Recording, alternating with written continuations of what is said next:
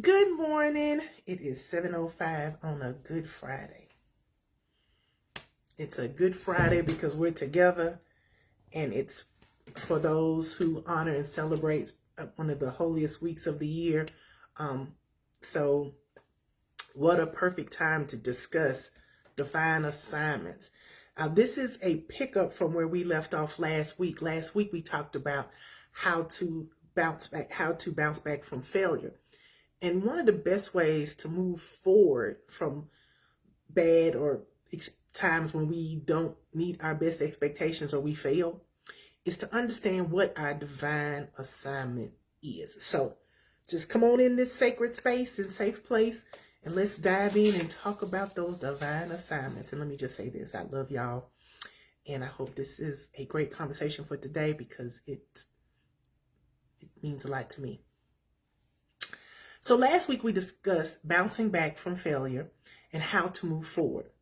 And the best way to move forward is moving toward your divine assignment.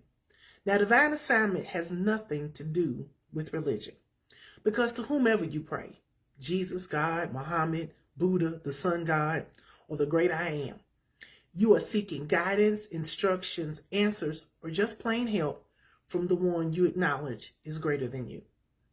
And if you believe, have faith in, from that source, you can also acknowledge that your purpose in this world flows from that same deity. And your assignment is different than your calling. So I think a lot of times people, when we say divine assignment, they think, oh, she's finna preach or she's finna have a sermon. It's not that. We are all called and have an assignment here on earth to do things. There are things that only you can do. And oftentimes, and we're going to get into it, we fail to tap into what that divine assignment is. We fail to understand what our calling is. And that's a whole nother, there's reasons for that. But in order to walk away from failure, the best way to move forward is to tap into what am I supposed to be doing while I'm here? And so there's your divine assignment, and then there's your calling. So what's the difference between a calling and an assignment? A calling refers to a strong inherent sense of purpose or destiny, often involving using specific gifts and abilities to fulfill a unique spiritual purpose. Good morning, Mommy. Thank you for joining me today, and you have a blessed day as well. Love you. And so again, a calling refers to using specific gifts and abilities to fulfill your unique spiritual purpose. It's a deeper, more fundamental sense of direction in your life. Excuse me, I'm always hitting the thing. There we go. An assignment, on the other hand, is a specific task or duty undertaken in context of your calling. It's the what we do and how we express our calling to fulfill the why in our life, the purpose. And so your calling is who you are. It manifests in different ways.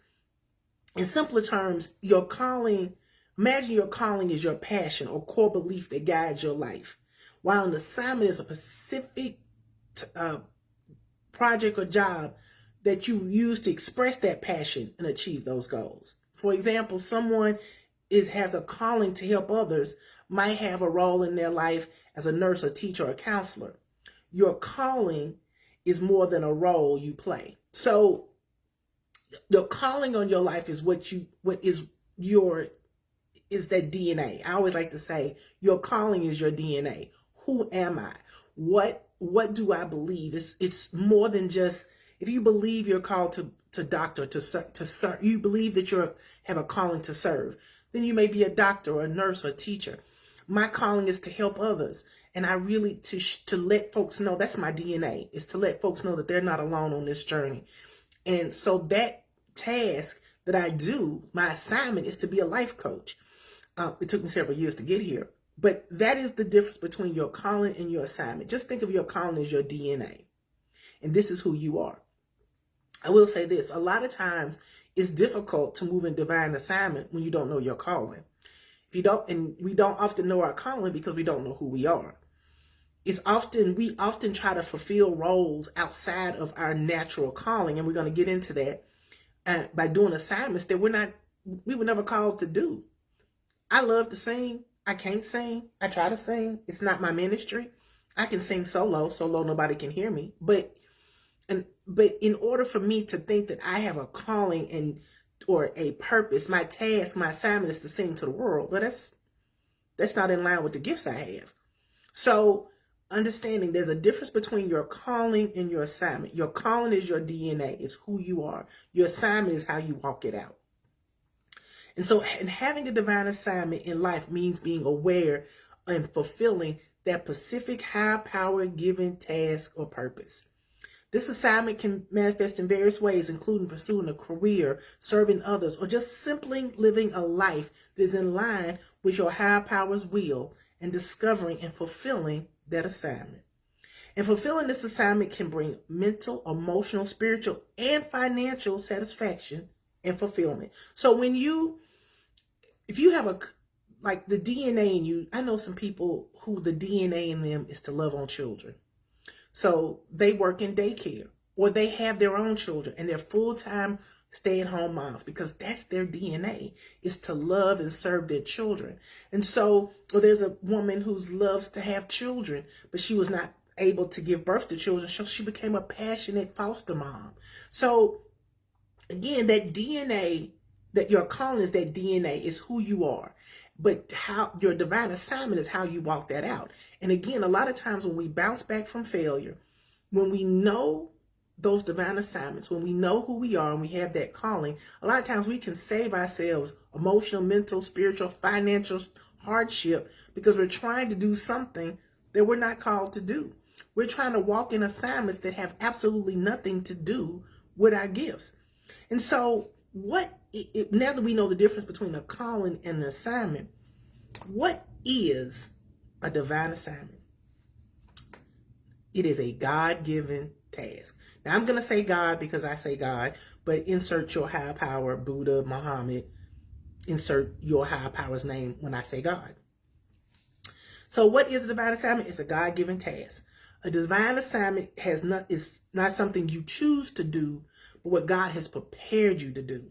And so I'm a firm believer that we come here with a unique set of gifts. If you don't follow the crafting community, you should. Those are some of the most talented men and women you will ever see in your life. That is a gift that I do not possess, but they are so amazing at it. But that is in them. That is something that was given to them, and they have that ability to share that with the world. That is not something that they chose to do, but it's a gift with them that they were prepared to do. So what's a gift in you that it's not something you chose, but something you feel like God or your higher power prepared you to do? Could it be being a mom? For me, everything I've gone through in my life has prepared me to be an effective health life coach. It's prepared me for these moments right now. What is a divine assignment? A unique role. Each individual has a unique contribution to make and a specific purpose in life. It is often tied to our talents, skills, and our gifts. So that's why it's important for you to walk in your divine assignment, because it's unique. If you don't do what you've come here to do, there will be things that won't happen because of you. You are a unique gift, and only you can do what you need to do. It's on you.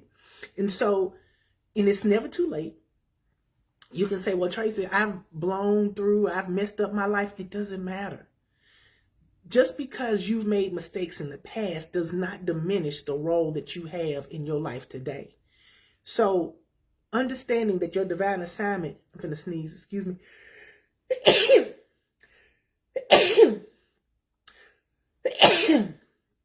Thank you. Your divine assignment is a unique role. Only you can fulfill it. What is your divine assignment? Is fulfillment and purpose. When you discover and fulfill your divine assignment, it can lead to a sense of purpose, joy, satisfaction that extends beyond a financial realm. It ties back into that mental, emotional realm. When I worked at a company for 15 years, and I know at that point I was supposed to do that, but my assignment there ended, and my assignment had ended there years before I stayed longer than I should have. My assignment probably literally ended 2 years before I left. But because I'm a person that really wants to serve and be available for others, and that's my DNA. I was really good when I was in that role. When I was a case manager, or I was a supervisor, and I was heading up the community housing team, that was my divine assignment. That was the way in which I was able to give and walk in my true DNA. When I became the COO, that was no longer in my DNA. That was not who I was, and that's why, not to mention other things, but that's why I didn't do well in it, just because that wasn't my purpose. Administrative tasks was not in my DNA. Hands-on, working with people, being and sitting with people and helping them, that's my DNA. So it's important that when you discover that divine assignment, it can lead to that sense of purpose. How many of us in jobs that we hate, we're just doing it for a check, but it does not it might bring us financial satisfaction, but it doesn't bring us emotional, mental, spiritual satisfaction, because it's not what you're called to do. I mean, it's a check, but that's not what you're called to do. It's not your divine assignment. Another thing about what is your divine assignment is serving others. A divine assignment often includes serving God's people and contributing to the betterment of the world through direct service or indirect actions. You don't have to be a social worker, teacher, or a drug counselor to serve others. You can be a great mom. You can raise really responsible children. I think about my cousin Manya every time I say that, because my cousin Manya has a boy and a girl, Quentin and Kendall, and they are probably the most well-respected, well-rounded children. She keeps them active, and that's her way of serving others. And she's active in their PTA. That's her divine assignment. Her divine assignment is to raise these well-adjusted, well-rounded children. So again, when we say serving others, that's just not you going out and feeding the homeless. Those things are important, but it's also that day-to-day contact. Who are you raising? What children are you raising? What moral and spiritual, and again, not religious, but what are you putting into the earth? That's how you serve others. The kids you raise, how you act at your job. How do you serve others? And lastly, what a divine assignment is it's not just a job. While it might manifest in a career choice, a divine assignment is more than just a profession. It's a calling that goes deeper and touches every aspect of your life. I think of Ken State of Mind. He has a divine assignment. I mean, he's got a great story, and I'm not going to repeat it because it's his story to tell. But the way in which he has used his life experiences to bounce back and serve youth and educate not just youth but adults in how to make money, how to be wise. I mean, his life is more than just a job. He has used his experiences and to go deeper and touch other people's lives. And in that form, he becomes a role model. So again, when we're walking our divine assignments, it's way more than just a job. Again, it's that calling that's in your DNA that manifests out to what you do and who you touch on a daily basis. So how do you discover what your divine assignment is? I think I have 8 steps. I love a good step. So how do you discover it? Step 1, seek guidance. Pray, read scripture, the Quran, self-help books, seek counsel, get a health life coach, talk to a therapist, or from trusted mentors and friends to discern your unique calling. That's number 1, because oftentimes when we don't know who we are, when we don't know the gifts and things that we have, we're unable to walk in that divine assignment. We keep picking up assignments that ain't got nothing to do with us. We keep getting jobs that are not fulfilling. We keep staying in relationships that mean us no good. We keep hanging around friends who are not growing. Because your divine assignment is more than just the job you do. Your divine assignment is the life you lead. Who are you running with? Who is your friends? Take a look around when you think about your divine assignment. Who in your life is contributing to that? Are the people around you promoting and helping you reach that goal? Or are they hindrances holding you back, reminding your past? When you seek guidance, the first step is to seek guidance. Know who you are. Know what you bring to the table. And we're going to get into this later, but you also got to check your circle. Number 2, align your vision and purpose. Does the opportunity seem to fit with the vision that's in you?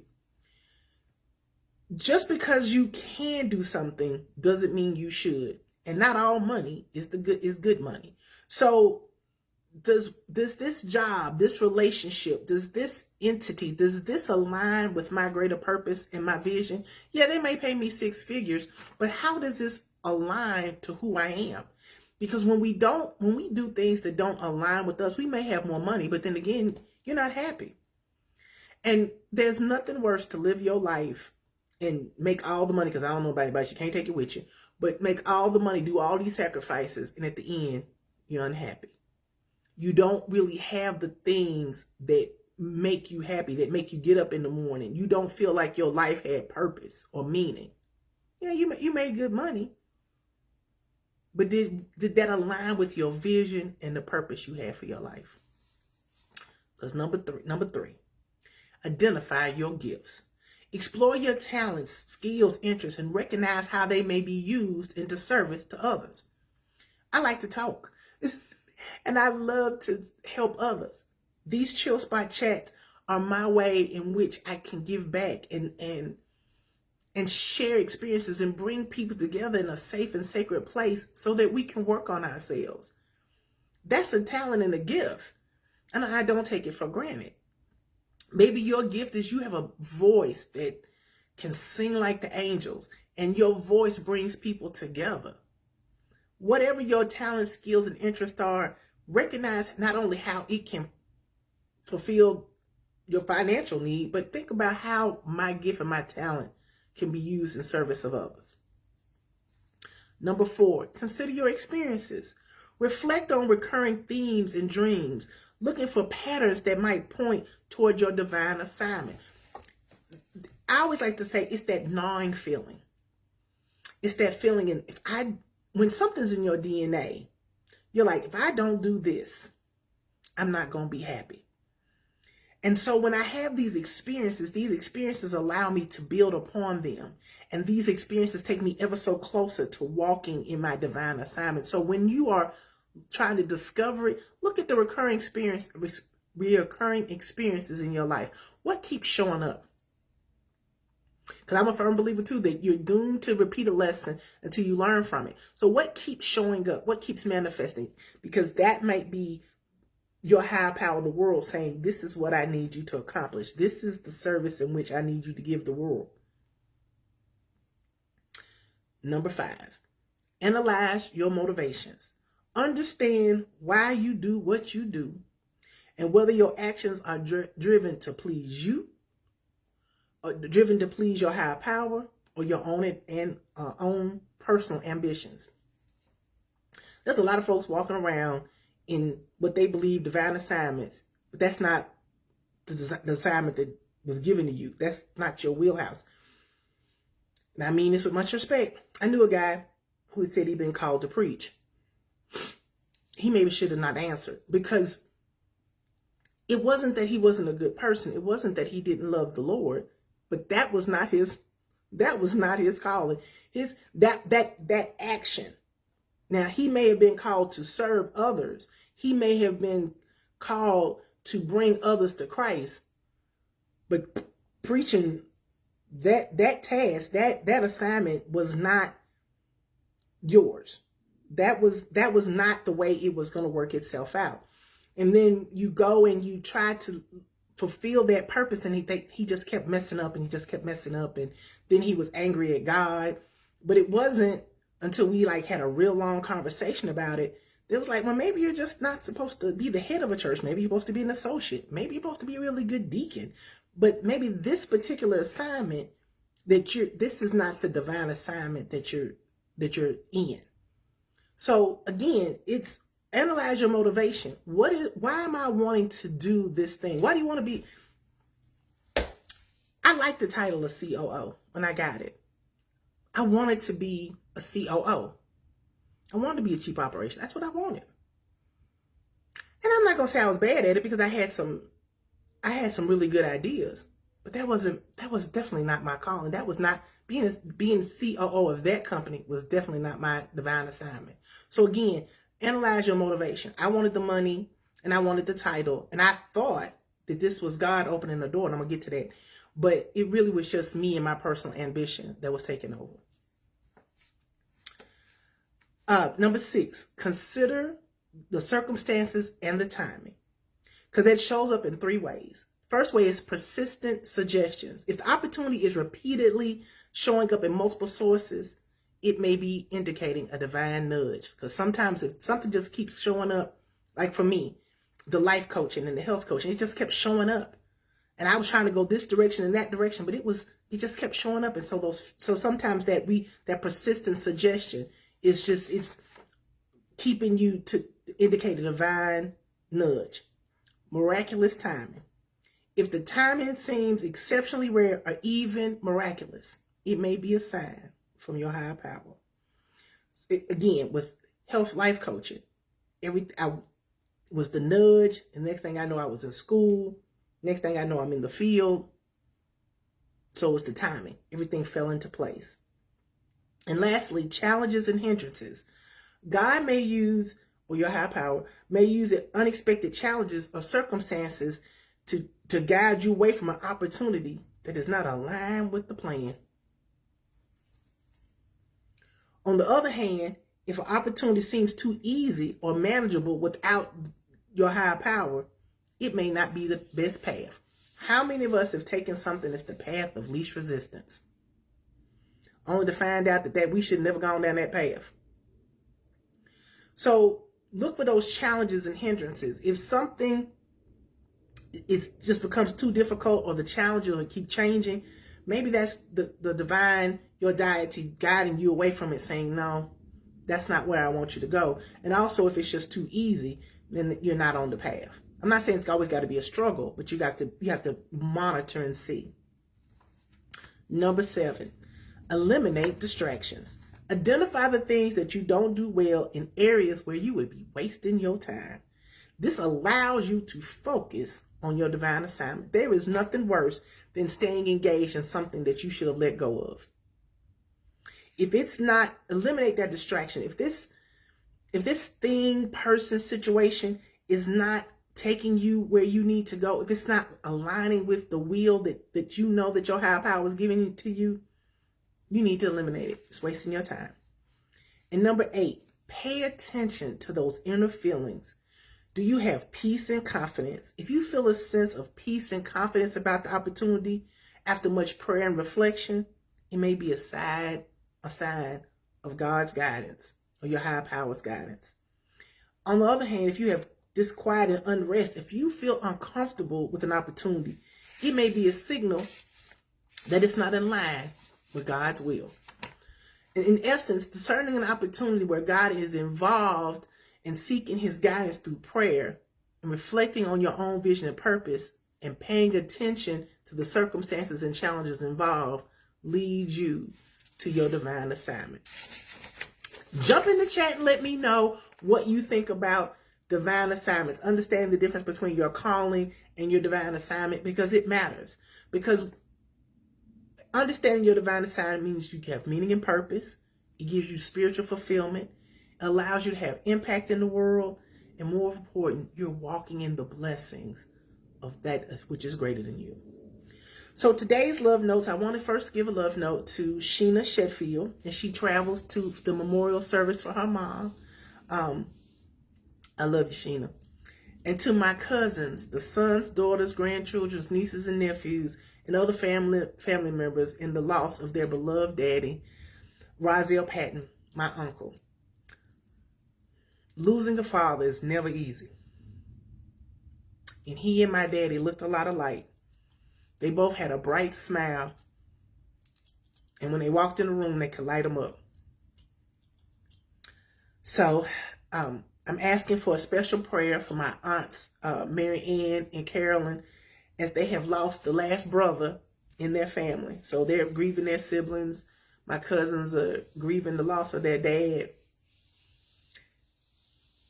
Just lift the entire Patton family up in prayer because we need it. Oh, so much. It's been a rough couple of years for us. And today's reading comes from who? It comes from Morgan Richard Oliver. This is one of her latest books, The Strength That Stays. I highly recommend it. If you don't follow her, please do. And here's her poem for today. I actually have two. There's a difference between being hidden in plain sight and people pretending that they don't see you. So many of us question our abilities, talents, and impact because we don't feel we get the appreciation, acceptance, or opportunities we deserve. Understanding this, people acknowledging your efforts and energy is not the goal. It's knowing, seeing, protecting, and thriving in your authenticity, abilities, and talents. That's going to always set you apart. You don't have to prove yourself to others. You just need to know who you are in order to ascend, align, and attract what you are purposed to do. And here's the prayer. God, put me in a place where I can flourish and focus, where I'm aligned with people who embrace, honor, and support my faith, and whose energy and efforts align with the healing and growth that I have and continue to pursue. Help me take the necessary steps in the direction of my greater purpose, no matter how small or grand they may be. The Strength That Stays.